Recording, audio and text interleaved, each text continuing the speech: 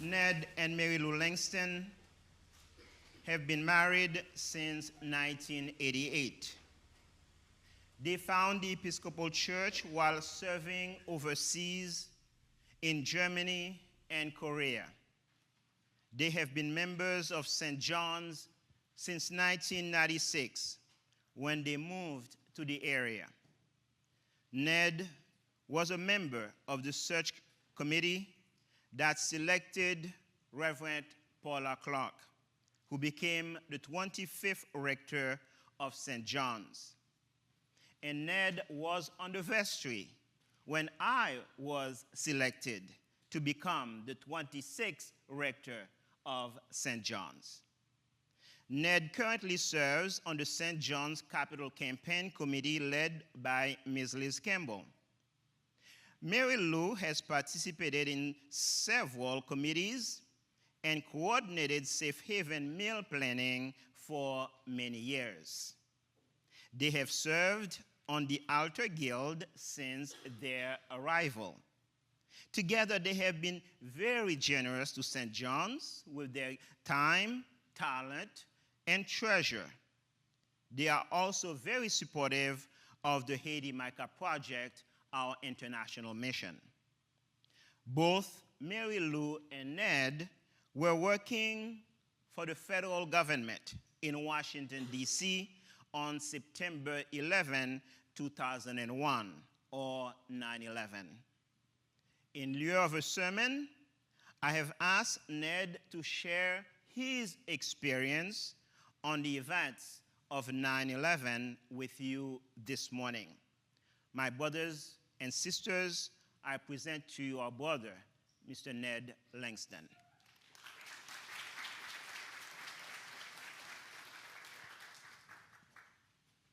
Good morning, St. John's. Good morning. I was asked by Father Constant to deliver not a sermon, but a recounting of my experience on 9/11 from 24 years ago. I haven't thought this much about the 9/11 events ever until Father asked me. I can't say that everything I'm going to tell you is historically accurate. I did some research to get the event times and to spell the place names correctly. But what you will hear from me today is what I remember about that day. So ask anyone who remembers that 9/11 in 2001, and they will tell you that at least here in the DC area, the weather was glorious. It was sunny, it was cool. The sky was a perfect shade of blue and not a cloud to be found. At the time, I was an Army Lieutenant Colonel assigned to the Joint Staff, working in the National Military Command Center, or NMCC, and the Pentagon. My wife, Mary Lou, worked at the State Department. Although I could have parked at the Pentagon, you could never tell what the traffic situation would be from one day to the next. And parking for Mary Lou at the State Department was just not an option. So we carpooled together to the Greenbelt Metro Station and then took a train into DC for our jobs. From the Green Line, Mary Lou would get off at Gallery Place, Chinatown, and make her way via the red and blue lines to the State Department. I stayed on the Green Line until La Infante, and then got off and caught the yellow line, which took me directly into the basement of the Pentagon. I worked as a staff officer on the Joint Staff J3 Operations Directorate. I was working on issues affecting the military use of space. So, one action we worked was the civilian use of GPS. It's a big deal at the time, but the accuracy you get on your phones and so forth is not a given. And the Department of Defense had to sign off on letting you have that accuracy. So we advised the Secretary of Defense on what DoD's position should be on that topic, and we agreed to it. Another time, we had to answer a Freedom of Information request for information on any UFO or alien technology or bodies that might still be in DoD possession. It was a quick, easy search. We didn't have any. That Tuesday morning, a colleague, Ted Mandro, and I were to attend a 9 o'clock in the morning briefing up in the National Reconnaissance Office, otherwise known as the NRO. The strike of the North Tower at the World Trade Center had occurred at 8:45, and the television in our office was showing CNN's coverage of the event. However, by the time we arrived upstairs, the NRO staff informed us that there were now 2 strikes in New York City on the World Trade Center. We decided we were going to hold the briefing anyway, but we kept a large screen television muted, running in the background. The repeated images from New York City were distracting, but the briefers gamely pushed through on their presentation, telling us about all the good things that they were getting ready to build. But it's hard to compete with world-changing events, no matter how good the technology. About a half an hour into the briefing, 9:37 a.m., without warning, we heard and felt a strong jolt simultaneously. It was like this. I looked across the room to Ted and motioned for him to open the door. He was sitting by the door there to the hallway. And we could see people in the hallway, and they were all stopped, and they were all staring in the same direction. And this is in a space that has no windows. So it was all felt, so they knew which direction it was, but they didn't know what it was.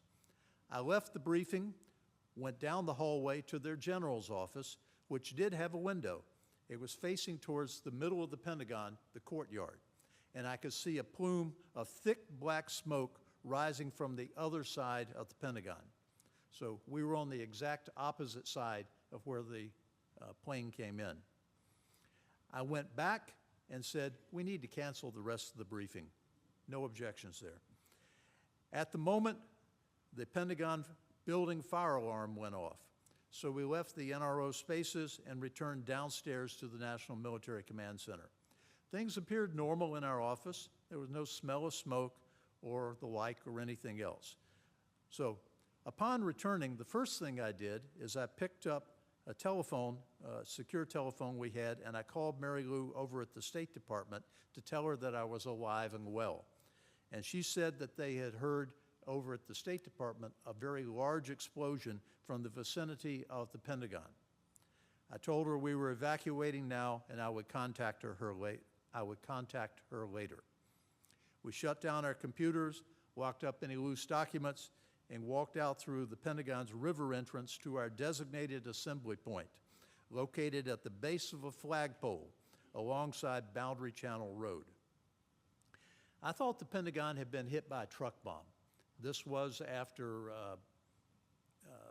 truck bombs had been used previously in Oklahoma City and the like, so that was what my thought was. And what I was worried about was that if they had one bomb, there was likely another one still out there. So looking both ways as I crossed the road. But crossing Boundary Channel Road was probably the most hazardous thing I did all morning. Traffic kept flying down the exit ramp from I-395 as we were attempting to cross the street to get to our assembly point. Still other people had stopped their cars along I-395 and even on the exit ramp and were getting out and taking a look at the Pentagon.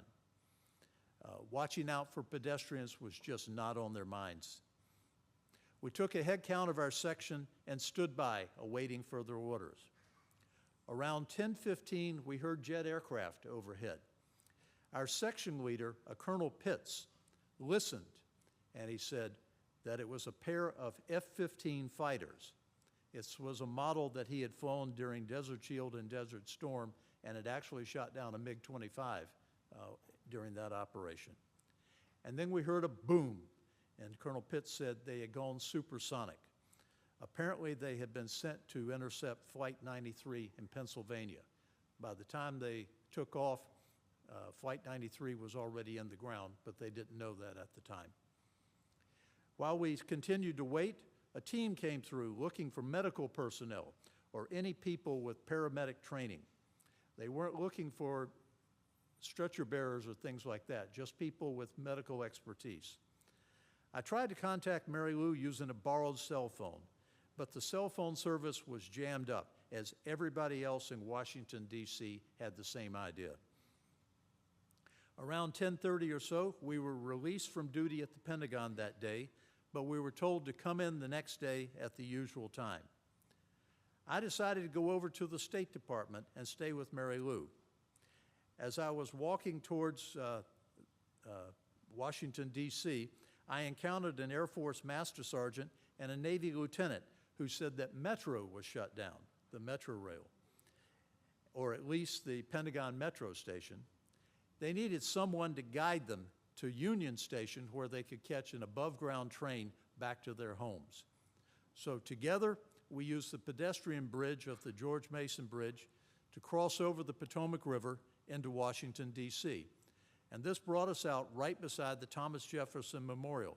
But we had to stay on the sidewalks because the U.S. Park Police was keeping people away from the memorials.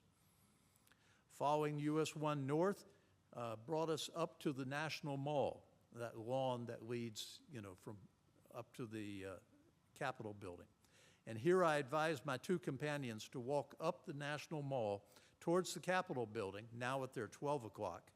And as they would near the Capitol, they would see a road opening off on their left-hand side, their 11 o'clock, and that would be the street that just took them straight over into Union Station.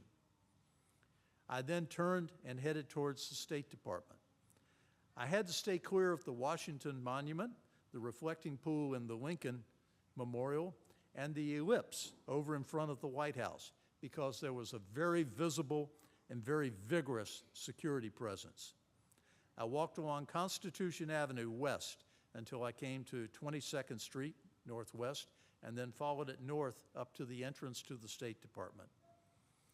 My walk was eerily quiet despite the roads being packed with cars. DC traffic was moving at a walking pace just short of gridlock because everybody had some other place to be rather than in DC, and they were all on the roads at the same time. Interestingly, no one was laying down on their horn to get their way ahead of anybody else. The DC police had established a security cordon around the State Department and especially along C Street Northwest. But I was in a military uniform and I was able to talk my way past them into the State Department's lobby. I told State Department security why I was there. They told me the place had been evacuated. I confirmed it by calling upstairs to Mary Lou's office. So my next task was to figure out where she might be and to get us home.